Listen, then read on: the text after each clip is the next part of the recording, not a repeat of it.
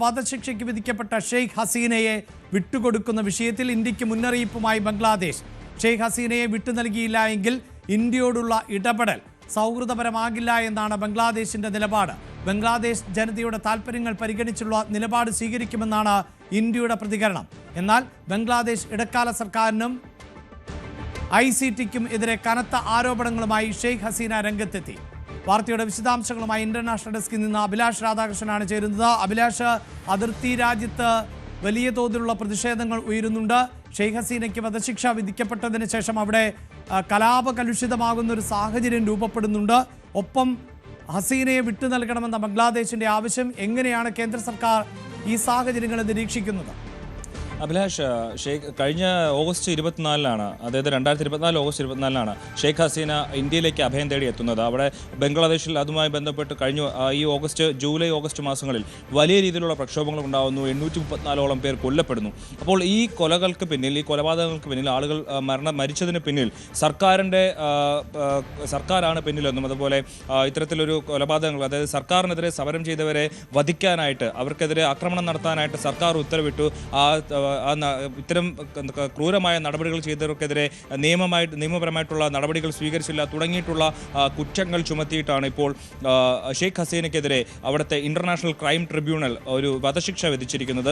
എന്നാൽ കഴിഞ്ഞ ഒരു വർഷമായി ഇന്ത്യയിൽ താമസിക്കുന്ന ഷെയ്ഖ് ഹസീന, ഇന്ത്യയിൽ അഭയം തേടിയിരിക്കുന്ന ഷെയ്ഖ് ഹസീനയെ തിരിച്ച് ബംഗ്ലാദേശിന് വിട്ടു നൽകണമെന്നുള്ളതാണ് ബംഗ്ലാദേശിന്റെ ആവശ്യം. ഇന്നലെ വധശിക്ഷ വിധിച്ചതിന് പിന്നാലെയാണ് ഇത്തരമൊരു ആവശ്യം ഉന്നയിച്ചുകൊണ്ട്, ആവശ്യം ശക്തമാക്കിക്കൊണ്ട് ബംഗ്ലാദേശ് ഇന്ത്യയെ സമീപിച്ചിരിക്കുന്നത്. കഴിഞ്ഞ കുറച്ച് കാലങ്ങളായിട്ട് തന്നെ ബംഗ്ലാദേശിന്റെ ആവശ്യമാണ് ഷെയ്ഖ് ഹസീനയെ തിരിച്ചു നൽകണമെന്ന്. പക്ഷേ ഇന്ത്യ അതിന് ചെവിക്കൊണ്ടിട്ടില്ല. ഇപ്പോഴും അതേ നിലപാട് തന്നെയാണ് ഇന്ത്യ സ്വീകരിക്കുന്നത്. ഷെയ്ഖ് ഹസീനയെ തിരിച്ചു നൽകണമെന്നുള്ള ആവശ്യത്തിനോട് ഇന്ത്യ പ്രതികരിച്ചത് ഇങ്ങനെയാണ്: ബംഗ്ലാദേശിൻ്റെ ജനങ്ങളുടെ താല്പര്യം അനുസരിച്ചുള്ള നിലപാടായിരിക്കും ഇന്ത്യ സ്വീകരിക്കുക. അതുപോലെ അവിടുത്തെ ICTയുടെ വധശിക്ഷ, അവരുടെ വിധി, അത് ശ്രദ്ധയോടെ നോട്ട് ചെയ്തിട്ടുണ്ട്. കൂടുതൽ പ്രതികരണങ്ങൾ ഇതിന് ശേഷം വരുന്ന മണിക്കൂറുകളിൽ സാഹചര്യം വിലയിരുത്തിയ ശേഷമാകുമെന്നുള്ള ഒരു നിലപാടിലാണ് ഇന്ത്യ നിൽക്കുന്നത്. എന്നാൽ ബംഗ്ലാദേശ് ഇതിൽ കുറച്ചുകൂടെ കടുത്ത നിലപാടുകളാണ് സ്വീകരിക്കുന്നത്. ഇന്ത്യയോട് അഭ്യർത്ഥിക്കുകയാണ്, ഷെയ്ഖ് ഹസീന അവർ രാജ്യത്ത് ബംഗ്ലാദേശിൽ അവർക്കെതിരെ വധശിക്ഷ വിധിച്ചിരിക്കുകയാണ്. അതുകൊണ്ട് തന്നെ ആ നിയമം നടപ്പിലാക്കാൻ, ആ നീതി നടപ്പിലാക്കാൻ ഇന്ത്യ ഒപ്പം നിൽക്കണം, ഷെയ്ഖ് ഹസീനയെ വിട്ടു നൽകണം എന്നുള്ളൊരു നിലപാടാണ് ബംഗ്ലാദേശ് പറയുന്നത്. ഇന്ത്യ വിട്ടു നൽകാൻ തയ്യാറായില്ലെങ്കിൽ ഇതുവരെയുള്ള സൗഹൃദപരമായിട്ടുള്ള നിലപാടായിരിക്കില്ല ഇനി അങ്ങോട്ട് ഇന്ത്യയോട് ബംഗ്ലാദേശ് സ്വീകരിക്കുക എന്നുള്ളൊരു നിലപാടാണ് ബംഗ്ലാദേശ് അറിയിച്ചിരിക്കുന്നത്. ഇന്ന് എന്തായാലും ബംഗ്ലാദേശ് ഒരു അപേക്ഷ ഇന്ത്യക്ക് ഇന്ന് തന്നെ കൈമാറും. ഇത്തരത്തിൽ ഷെയ്ഖ് ഹസീനയെ തിരിച്ചു നൽകണം. അതുമായി ബന്ധപ്പെട്ട് ബംഗ്ലാദേശിന് വിശദീകരണങ്ങൾ ഉണ്ടാകും. ആ വിശദീകരണങ്ങളെല്ലാം അടങ്ങിയ കുറിപ്പായിരിക്കും, കത്തായിരിക്കും ഇന്ത്യക്ക് നൽകുക.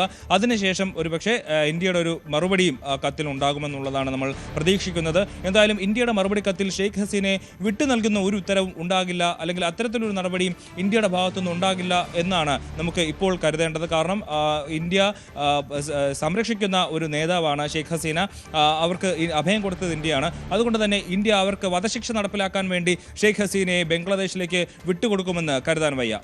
അതായത് അഭിലാഷ്, 2013 ജനുവരി 28-നാണ് ഇന്ത്യയും ബംഗ്ലാദേശും തമ്മിൽ ഉടമ്പടി, അതായത് കുറ്റവാളികളെ പരസ്പരം കൈമാറണം എന്ന ഉടമ്പടിയിലേക്ക് എത്തിയിട്ടുള്ളത്. പക്ഷേ അഭിലാഷ്, ഈ വിധി വന്നതിന് തൊട്ടു പിന്നാലെ ഷെയ്ഖ് ഹസീനയുടെ ഒരു പ്രതികരണം ഉണ്ടാകുന്നത് ഞാൻ ഈ വിധിയൊന്നും ശ്രദ്ധിക്കുന്നേ ഇല്ല എന്നാണ്. അത്രമേൽ ആത്മവിശ്വാസത്തോടു കൂടി ഈ വിധിയെ തള്ളിക്കളയാൻ അവർക്ക് സാധിക്കുന്നത് അവർ ഇന്ത്യയിലാണ് ഇപ്പോൾ താമസിക്കുന്നത് എന്നതിൻ്റെ സുരക്ഷിതത്വം തന്നെയല്ലേ? മാത്രവുമല്ല, അഭിലാഷ് സൂചിപ്പിക്കുന്നത് പോലെ ഇന്ത്യയെപ്പോലെ ഒരു രാജ്യത്തിനെ സംബന്ധിച്ചിടത്തോളം ജനാധിപത്യ സംവിധാനമില്ലാതെയാണ് ഇപ്പോൾ ബംഗ്ലാദേശ് മുന്നോട്ട് പോകുന്നത്. ഷെയ്ഖ് ഹസീനയുടെ ഭാഷയിൽ പറഞ്ഞാൽ അവിടുത്തെ ആ ട്രിബ്യൂണലിന് ഒരു ജനാധിപത്യപരമായ സ്വഭാവവുമില്ല. അവരുടെ വാദം എന്ത് എന്ന് കേട്ടിട്ടില്ല. അവർക്ക് ഇഷ്ടപ്പെട്ട അഭിഭാഷകനെ നിയമിക്കാൻ അവർ തയ്യാറായിരുന്നില്ല. അപ്പോൾ ഒരു അന്താരാഷ്ട്ര നീതിന്യായ സംവിധാനത്തിന് മുന്നിൽ നിഷ്പക്ഷമായ നിലയിൽ ഒരു അന്വേഷണം നടത്തുകയും അങ്ങനെ ഒരു വിചാരണ നേരിടുകയും വേണം. ആ വിചാരണയെ നേരിടാൻ താൻ ഒരുക്കമാണ് എന്നാണ് ഷെയ്ഖ് ഹസീന പറയുന്നത്. അങ്ങനെ ഒരു നിലപാട് തന്നെ ആയിരിക്കില്ലേ ഈ വിഷയത്തിൽ ഇന്ത്യയും സ്വീകരിക്കാൻ സാധ്യത? തീർച്ചയായിട്ടും. കാരണം ഷെയ്ഖ് ഹസീന ഇന്നലെ ഈ വിധി വന്നതിന് ശേഷം പറഞ്ഞത് ICT ഇന്റർനാഷണൽ ക്രൈം ട്രിബ്യൂണൽ എന്ന് പറഞ്ഞിട്ട് ബംഗ്ലാദേശ് തുടങ്ങി വെച്ച ഈ സംവിധാനം അത് അവാമി ലീഗിനെ നശിപ്പിക്കാൻ വേണ്ടിയിട്ടും അവിടുത്തെ ജനാധിപത്യത്തെ ഇല്ലാതാക്കാനും വേണ്ടി ഒരു പ്രത്യേകമായി തയ്യാറാക്കിയ, അതായത് മുഹമ്മദ് യൂനിസും സംഘവും ചേർന്ന് തയ്യാറാക്കിയ ഒരു പ്രത്യേക സംവിധാനം എന്നുള്ളതാണ്. അതിന് പ്രത്യേകിച്ച് നിയമപരമായ ഒരു സാധുതയുമില്ല എന്നുള്ള രീതിയിലാണ് ഷെയ്ഖ് ഹസീന പറയുന്നത്. അഭിലാഷ് പറഞ്ഞതുപോലെ തന്നെ തൻ്റെ വാദം കേൾക്കാൻ അവിടെ അവസരമുണ്ടായിരുന്നില്ല, തൻ്റെ വാദം അവതരിപ്പിക്കാനുള്ള സംവിധാനങ്ങൾ ഒരുക്കി നൽകിയിരുന്നില്ല. അവാമി ലീഗിനെ ഇല്ലാതാക്കുക, ഷെയ്ഖ് ഹസീനയുടെ ഭരണത്തെ നശിപ്പിക്കുക, രാജ്യത്ത് അധികാരം പിടിച്ചെടുക്കുക തുടങ്ങിയിട്ടുള്ള കാര്യങ്ങൾക്ക് വേണ്ടി മാത്രം ഇത്തരത്തിലൊരു ICT ഉണ്ടാകുന്നു. ആ ICTയിൽ ഒരു നിയമത്തിൻ്റെ ഒരു വസ്തുതയും ഇല്ലാത്ത രീതിയിലുള്ള വാദങ്ങളും പ്രതിവാദങ്ങളും നടക്കുന്നു. ഒടുവിൽ തനിക്കെതിരെ ഇത്തരത്തിലൊരു വധശിക്ഷ വിധിക്കുന്നു. അതിലൊന്നും ഒരു കാര്യവുമില്ല. നിയമപരമായി നീതിന്യായ വ്യവസ്ഥയിലൂടെ മുന്നോട്ട് പോയാൽ താൻ അവിടെ അത്തരം അവിടെ നിയമപരമായിട്ടുള്ള കാര്യങ്ങളിൽ ഇടപെടും, അതിൽ തൻ്റെ വാദം പറയും, അതിനുശേഷം എന്താണോ അതിൻ്റെ വിധി അതനുസരിച്ച് പ്രവർത്തിക്കും. അല്ലാണ്ട് മുഹമ്മദ് യൂനിസും സംഘവും നയിക്കുന്ന അവർക്ക് താല്പര്യമുള്ള രീതിയിൽ ഒരു വിധി പുറപ്പെടുവിച്ചാൽ ആ വിധിയൊന്നും അംഗീകരിക്കാൻ തനിക്ക് കഴിയില്ല എന്നുള്ളതാണ് ഷെയ്ഖ് ഹസീന പറയുന്നത്. അതുപോലെ തന്നെ അവാമി ലീഗിൻ്റെ, ബംഗ്ലാദേശിലെ അവാമി ലീഗിൻ്റെ നിലപാടും ഇത് തന്നെയാണ്. വധശിക്ഷയ്ക്ക് അതായത് ഈ വിധി പുറപ്പെടുവിക്കും എന്ന് തിരിച്ചറിഞ്ഞ നാൾ മുതൽ തന്നെ ഏതാണ്ട് നവംബർ 10 മുതൽ തന്നെ അവാമി ലീഗിൻ്റെ നേതൃത്വത്തിൽ ബംഗ്ലാദേശിൽ വലിയ രീതിയിലുള്ള പ്രതിഷേധങ്ങളും പ്രക്ഷോഭങ്ങളും നടക്കുന്നുണ്ട്. നിരവധി അക്രമ സംഭവങ്ങൾ അവിടെ ഉണ്ടാകുന്നുണ്ട്. അതുപോലെ തന്നെ അവാമി ലീഗും ഷെയ്ഖ് ഹസീനെ അംഗീകരിച്ചുകൊണ്ട്, ഷെയ്ഖ് ഹസീനെ സപ്പോർട്ട് ചെയ്തുകൊണ്ട് രംഗത്തെത്തുന്ന ഒരു കാഴ്ച നമ്മൾ കാണുന്നുണ്ട്. ഈ വിധി വന്നതിന് ശേഷം തന്നെ ICT തള്ളിക്കൊണ്ട് മുഹമ്മദ് യൂനിസിനെ, ബംഗ്ലാദേശിൻ്റെ ഇടക്കാല സർക്കാരിനെ നയിക്കുന്ന മുഹമ്മദ് യൂനിസിനെ അടക്കം തള്ളി പറഞ്ഞുകൊണ്ട് അവാമി ലീഗ് രംഗത്തെത്തിയ ഒരു സാഹചര്യമുണ്ട്. അങ്ങനെ ഷെയ്ഖ് ഹസീനയ്ക്ക് സപ്പോർട്ട് ചെയ്തിട്ടുള്ള ആൾക്കാരും ബംഗ്ലാദേശിൽ ഇപ്പോൾ വലിയ രീതിയിൽ പ്രതിഷേധങ്ങളൊക്കെ നടത്തുന്ന ഒരു സാഹചര്യമുണ്ട്.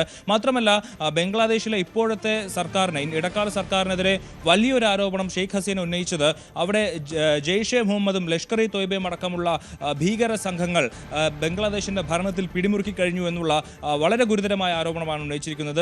ഭീകരവാദികളാണ് ഇപ്പോൾ ബംഗ്ലാദേശിന്റെ ഭരണത്തെ മുന്നോട്ട് നയിക്കുന്നത്, അവർക്ക് കുടപിടിക്കുന്നതാണ് മുഹമ്മദ് യൂനിസ്. അതുകൊണ്ട് തന്നെ ആ മുഹമ്മദ് യൂനിസ് നയിക്കുന്ന അല്ലെങ്കിൽ അവരുടെ ഇഷ്ടത്തിനൊത്ത് തുള്ളുന്ന ICTയുടെ വിധി, അത് വധശിക്ഷയാണെങ്കിലും എന്താണെങ്കിലും അതിനെ അംഗീകരിക്കാൻ താൻ ഒരുക്കമല്ല എന്നുള്ള ശക്തമായ നിലപാടാണ് ഇന്നലെ ഇന്ത്യയിൽ ഇരുന്നു കൊണ്ട് ഷെയ്ഖ് ഹസീന പങ്കുവച്ചത്.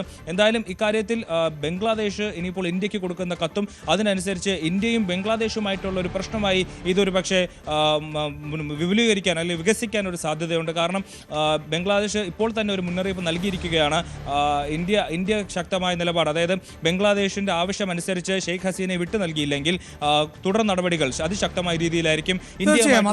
അത്തരം പ്രതികരണങ്ങൾ വരുമ്പോൾ പോലും അഭിലാഷ്, ബംഗ്ലാദേശ് എന്നത് ഇന്ത്യയെ സംബന്ധിച്ചിടത്തോളം നമുക്കറിയാമല്ലോ, ബംഗ്ലാദേശ് എന്ന രാജ്യം രൂപീകരിക്കപ്പെടുന്നത് തന്നെ ഇന്ത്യയുടെ സഹായത്തോടു കൂടിയാണ്. ഇന്ത്യയാണ് ആ രാജ്യത്തിൻ്റെ പിതൃത്വത്തിന് പ്രധാനപ്പെട്ട കാരണം എന്ന് നമുക്കറിയാം. ഇപ്പോഴും ബംഗ്ലാദേശ് അങ്ങനെ വലിയൊരു സാമ്പത്തിക സൈനിക ശക്തിയൊന്നുമല്ല.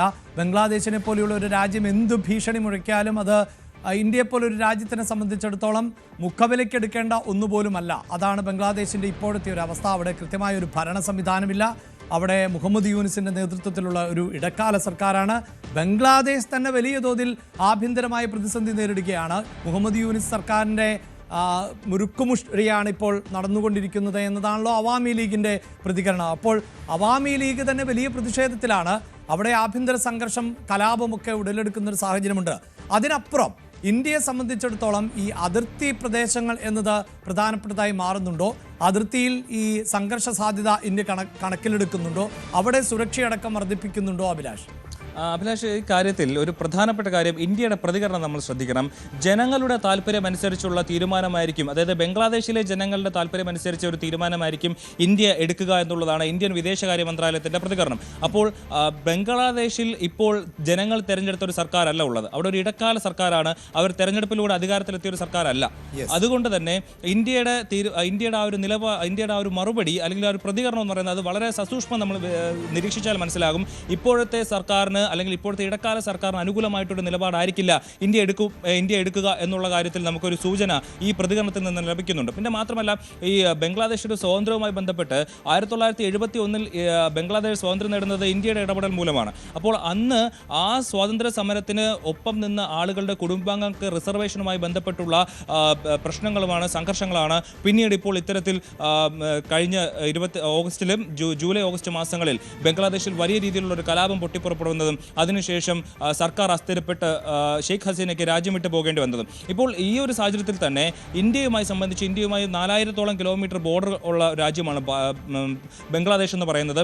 അപ്പോൾ ഈ ഒരു സാഹചര്യത്തിൽ ഈ ഇന്ത്യക്കെതിരെ സൗഹൃദപരമല്ലാത്ത നിലപാട് ബംഗ്ലാദേശ് സ്വീകരിക്കുമെന്നുള്ളൊരു പശ്ചാത്തലത്തിൽ ആ സാഹചര്യത്തിൽ ആ പ്രദേശത്തു കൂടി ഇന്ത്യയുടെ വലിയ രീതിയിലുള്ള നിരീക്ഷണങ്ങൾ ശക്തിപ്പെടുത്തുമെന്നുള്ളത് ഉറപ്പാണ്. കാരണം അവിടെ നിന്നുള്ള ആളുകൾ ഇങ്ങോട്ട് കടന്നു കയറാനൊക്കെ ഉള്ള ഒരു സാധ്യതയുണ്ട്. മാത്രമല്ല, ഇതിൽ നമുക്കൊന്ന് പരന്ന് വായിച്ചാൽ കഴിഞ്ഞ ഒക്ടോബർ 31 ലഷ്കർ ഇ തോയ്ബയുടെ ഒരു നേതാവ് പറയുന്നുണ്ടായിരുന്നു, ബംഗ്ലാദേശിൽ ഇരുന്നു കൊണ്ട് ലഷ്കർ ഇ തോയ്ബയുടെ പ്രധാനപ്പെട്ട നേതാവ് ഇന്ത്യക്കകത്ത് ഭീകരപ്രവർത്തനങ്ങൾ നടത്തുന്നതിനുള്ള പദ്ധതികൾ ഇടുന്നുവെന്ന് ഈ ലഷ്കർ ഇ തോയ്ബയുടെ ഒരു കമാൻഡർ കഴിഞ്ഞ 31 പറഞ്ഞിരുന്നു. അതും ഇതൊക്കെ കൂട്ടി വായിക്കുമ്പോൾ മാത്രമല്ല, ഷെയ്ഖ് ഹസീന പറഞ്ഞ ഒരു പ്രധാനപ്പെട്ട കാര്യം കൂടിയുണ്ട്.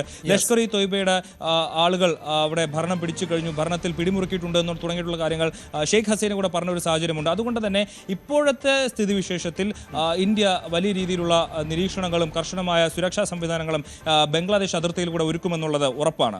നിലവിലെ സാഹചര്യത്തിൽ എന്തായാലും ഷെയ്ഖ് ഹസീനയെ ഇന്ത്യ വിട്ടു നൽകില്ല എന്ന് വേണം നമുക്ക് അനുമാനിക്കാൻ. അത് അഭിലാഷ് സൂചിപ്പിച്ചതുപോലെ ഇന്ത്യയുടെ പ്രതികരണം എന്നത് ബംഗ്ലാദേശിലെ ജനങ്ങളുടെ താല്പര്യത്തിനനുസരിച്ച് പ്രവർത്തിക്കും എന്നുള്ളതാണ്. ജനങ്ങളുടെ താല്പര്യം എന്ന് പറയുമ്പോൾ ഇപ്പോൾ ഒരു ജനങ്ങളാൽ തെരഞ്ഞെടുക്കപ്പെട്ട സർക്കാരോ ഭരണകൂടമോ അല്ല അവിടെയുള്ളത്. അതുകൊണ്ട് തന്നെ ഈ ഭരണകൂടത്തെ ജനതാല്പര്യാർത്ഥമുള്ള ഒരു ഭരണ സംവിധാനമായി കണക്കാക്കുന്നില്ല ഇന്ത്യ എന്ന് വേണം മനസ്സിലാക്കാൻ. അതുമാത്രവുമല്ല, ഇന്ത്യക്ക് അനുകൂലമാകുന്ന നിലപാടുകൾ എല്ലാ കാലവും സ്വീകരിച്ചിട്ടുള്ള ആളാണ് ഷെയ്ഖ് ഹസീന. പ്രത്യേകിച്ച് ഇസ്ലാമിക റിപ്പബ്ലിക്കായിട്ടുള്ള മറ്റ് രാജ്യങ്ങൾ ഇന്ത്യയോട് പുലർത്തുന്ന സമീപനം അല്ല ഷെയ്ഖ് ഹസീന തുടക്കം മുതൽ സ്വീകരിച്ചിട്ടുള്ളത്. അതിന് വൈകാരികമായൊരു കാരണം കൂടിയുണ്ട്. ഷെയ്ഖ് ഹസീനയുടെ പിതാവ് മരണപ്പെടുമ്പോൾ 1975 ഷെയ്ഖ് ഹസീനയ്ക്കും സഹോദരിക്കും അഭയം നൽകിയത് ഇന്ത്യയാണ്. പിന്നീടാണ് അവാമി ലീഗിൻ്റെ നേതാവായി ഷെയ്ഖ് ഹസീനയ്ക്ക് ബംഗ്ലാദേശിലേക്ക് തിരികെ പോകാനും അവിടെ അധികാരത്തിലേറാനും സാധിച്ചത്. പിന്നീട് എക്കാലവും ഇന്ത്യയുമായി ഏറ്റവും അടുത്ത ബന്ധം പുലർത്തുന്നു. ഇപ്പോൾ ഷെയ്ഖ് ഹസീനയ്ക്ക് വധശിക്ഷ വിധിക്കുന്ന തരത്തിലേക്ക് അവിടെ ഒരു സാഹചര്യം സൃഷ്ടിക്കുമ്പോൾ അതിൽ ഇന്ത്യാവിരുദ്ധ ശക്തികളുടെ സ്വാധീനമുണ്ട് എന്നും ഇന്ത്യക്ക് അനുകൂലമാകുന്ന നിലപാട് ഷെയ്ഖ് ഹസീന സ്വീകരിക്കുന്നതിൻ്റെ കൂടി ഭാഗമായാണ് ഷെയ്ഖ് ഹസീനയ്ക്ക് വധശിക്ഷ വിധിക്കുന്നത് എന്നുമുള്ളതാണ് ഇന്ത്യയുടെ നിരീക്ഷണം എന്ന് വേണം നമുക്ക് മനസ്സിലാക്കാൻ. അതുകൊണ്ട് തന്നെ BJP സർക്കാരാണ് ഇപ്പോൾ കേന്ദ്രത്തിൽ അധികാരത്തിലും ഇരിക്കുന്നത്. നിലവിലെ രാഷ്ട്രീയ സാഹചര്യങ്ങൾ പരിശോധിക്കുമ്പോൾ ഷെയ്ഖ് ഹസീനയ്ക്ക് പകരം മറ്റൊരാൾ ബംഗ്ലാദേശിൽ അധികാരത്തിലേറിയാൽ പോലും അത് ഇന്ത്യയെ പോലുള്ള ഒരു രാജ്യവുമായി അത്ര സൗഹൃദത്തിൽ മുന്നോട്ട് പോകുമെന്ന് കണക്കാക്കാൻ പറ്റില്ല. അതുകൊണ്ട് തന്നെ ഷെയ്ഖ് ഹസീനയെ പോലെയുള്ള ഒരു നേതാവിനെ ഒരിക്കലും ഇന്ത്യ നിലവിലെ സാഹചര്യത്തിൽ വിട്ടു നൽകുമെന്ന് നമുക്ക് അനുമാനിക്കാനാവില്ല.